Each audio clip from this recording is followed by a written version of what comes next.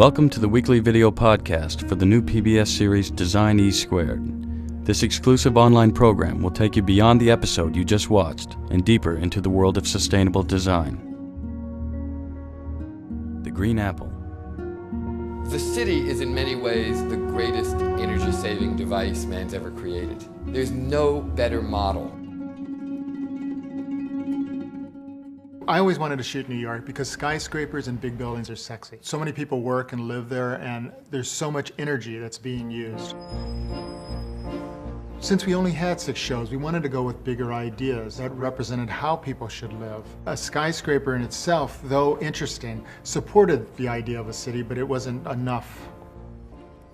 Then I read an article by David Owen in The New Yorker, which was somewhat of a surprise to me.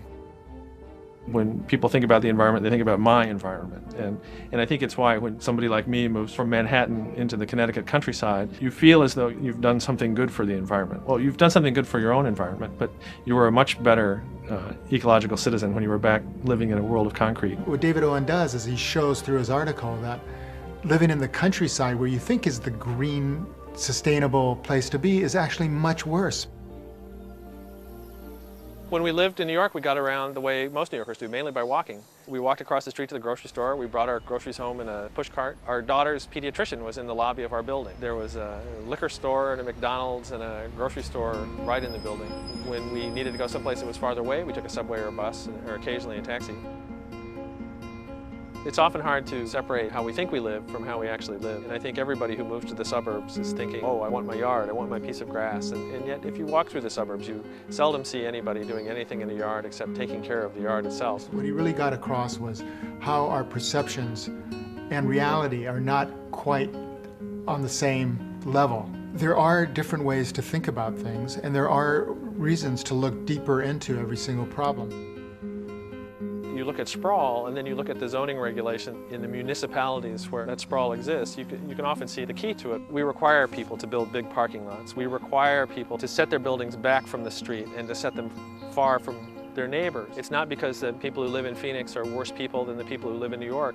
It's that they live so far from their destinations and from one another that no conceivable public transportation system could ever serve them. It doesn't matter how many studies you do, how much federal money you put into it. If the bus doesn't take you where you're going to go, you're going to drive. Human beings are not very good long-range planners. We react to crises, and then usually not very well. Many of us feel that if I just put my bottles and cans and my newspapers out on the curb, then I'm doing what I can. And most recycling, as it's currently done, is an illusion. It's not solving the big problems, and in some ways it creates problems. Our economy, our lives, the towns we've built, our cars, our highway system have depended on the essentially limitless supply of readily available fossil fuels. As those fuels become more scarce, more expensive to extract, and then eventually run out altogether, we're in a dark situation. 150 years ago, the Industrial Revolution started, and it really flipped the world over. I mean, it really dramatically changed the way we lived on the planet, and in many ways, very negatively.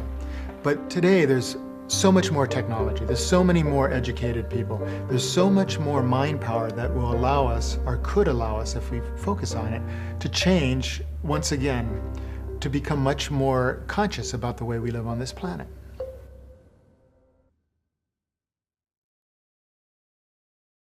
Next time on Design E Squared. 1 in 7 people are currently in what we call inadequate housing. In 30 years, it's going to be 1 in 3.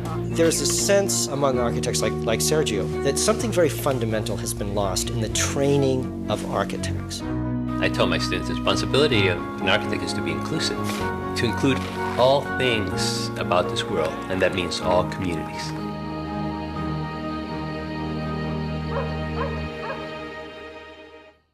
For more information and to subscribe to our other podcasts, visit us online at design-e2.com.